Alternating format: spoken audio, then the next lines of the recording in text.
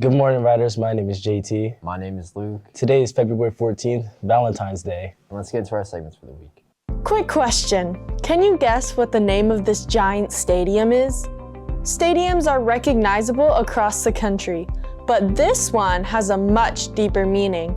This is the Arthur Ashe Tennis Stadium, located in New York at the US Open. This spectacular stadium has quite the history behind its name, Arthur Ashe, who was a beloved tennis prodigy. Born July 10, 1943, he was raised in a small town in Richmond, Virginia, growing up poor under racist and segregated conditions. Living in a southern town, Ashe's father struggled to find work, which influenced him to take a job located next to a local park.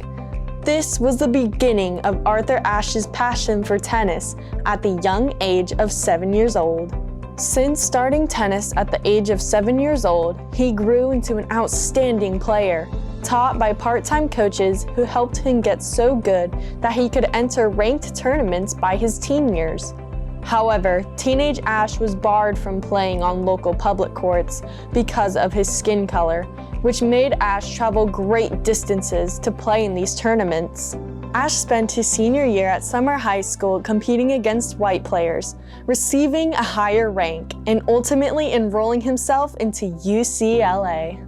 At 20, Ashe was selected into the U.S. Davis Cup team in 1963, as Arthur Ashe was one of the highest ranked players in the United States. Even with the racism and segregation that Ashe had faced, competing for his country had always been a childhood goal. Since no Black American had ever been on the team, I was now a part of history, Ashe wrote in his memoir, Days of Grace. Through joining this team, Arthur Ashe's prominence through tennis began to change society's beliefs of segregation and the racist idea that Black people were incapable of such things. After college in 1968, Ashe began competing in Wimbledon, a worldwide tennis tournament hosted by the UK. It was a huge deal for anyone playing or watching. After the semifinals, everything Ashe had built himself up for, thriving through segregation and racism, he had only to face the final round match against Jimmy Connors. Ashe's opponent was 22-year-old Jimmy Connors, the overwhelming favorite who had won the tournament the previous year and was number 1 in the world. All of Arthur Ashe's time and pain came up to this one final round. After a long, stressful match, he had done it. Arthur Ashe had won the final 3 sets, becoming the first Black man to have won the Wimbledon title. Arthur Ashe had done it. He had proved against any reason to racism and segregation. He was living proof that anyone of any race can be wildly successful, even through the struggles of racism. Arthur Ashe's win had such an impact on the US that one of the biggest tennis stadiums in the United States was named after him, a strong-willed, driven man who strived through adversity.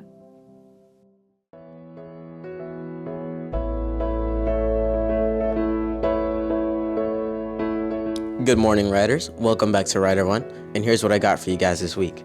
It'll be your last week to turn in your first market period grades. You get 2 points for an A and 1 point for a B. Once you fill out this punch card, we'll give you a $10. You guys can still take surveys to get snacks. Here's a voucher, and once you guys get this voucher, you can pick up any snacks. We have Chips Ahoy, Skittles, Reese's.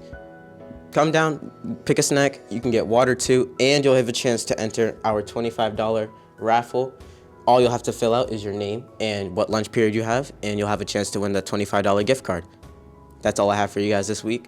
I'll see you guys next week on Rider One. Who am I here with? Matty Ice. What you do for the news and how do you like it?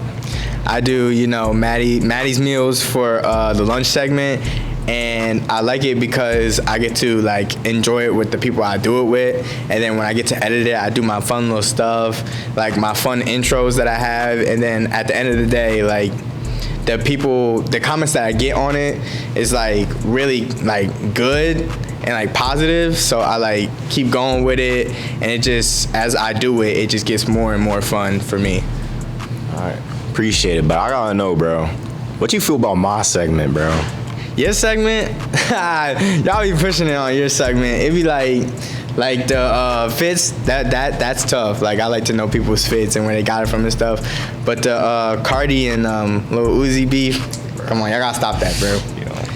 Y'all dragging that. I got you. Appreciate it, bro. Go ahead, yo, one last thing, bro. Lil Uzi still better, bro. I don't care. Lil Uzi on top, for real.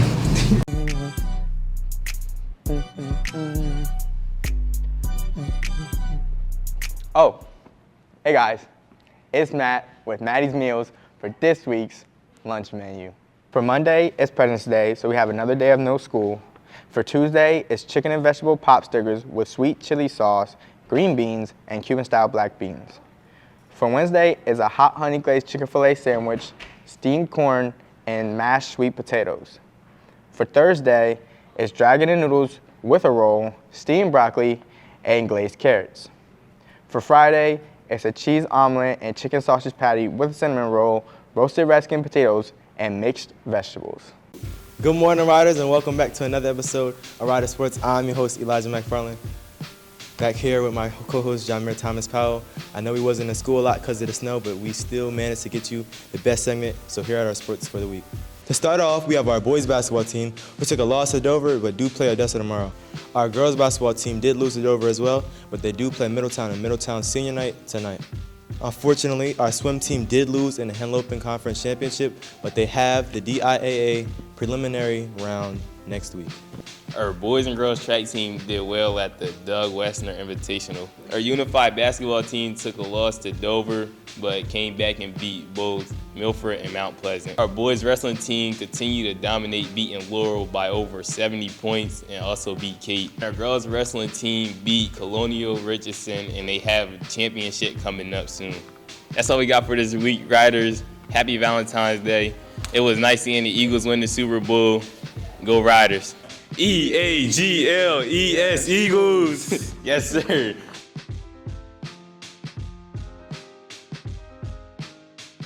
Hi, welcome to Cole's Climate Report with me, Cole Beaver.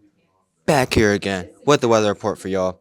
And this time, we got more snow to talk about. We're going to hop right into it.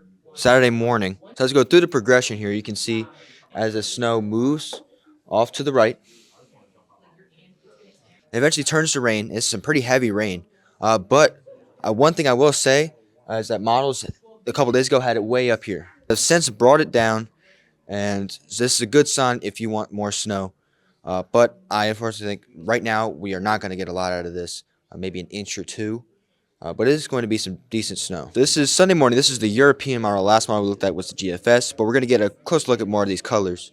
So we see we got these, a lot of the green. There's a lot of green here, but in between those greens, you have the darker red shade and the oranges, the yellows, and all that. Those are indicative of heavy rain and maybe thunderstorms. Go forward here. You see we got these little scattered thunderstorms all about. We're going to stop it right here. We have this low pressure, 983. That is very low. And you can see we got this deeper shade of oranges and reds here. That is probably going to be a severe squall line. And you can see, as we back it up just one frame here, you see we got these little cells out here. So you have the main squall line that would come through with the cold front in the afternoon. That would be the early to mid-afternoon. But in the morning, I definitely think there could be an open warm sector, warm sector is where warm air is going up from the south, up north. And I think we could have a couple severe thunderstorms in the morning and early afternoon on Sunday. We're definitely got some very strong winds on Sunday. This is the 850 millibar jet, which is just above our head. A very, very strong winds just above our head. This is probably gusting to maybe 80, 90 miles an hour, just right above our head, and that is what's going to push our severe weather risk.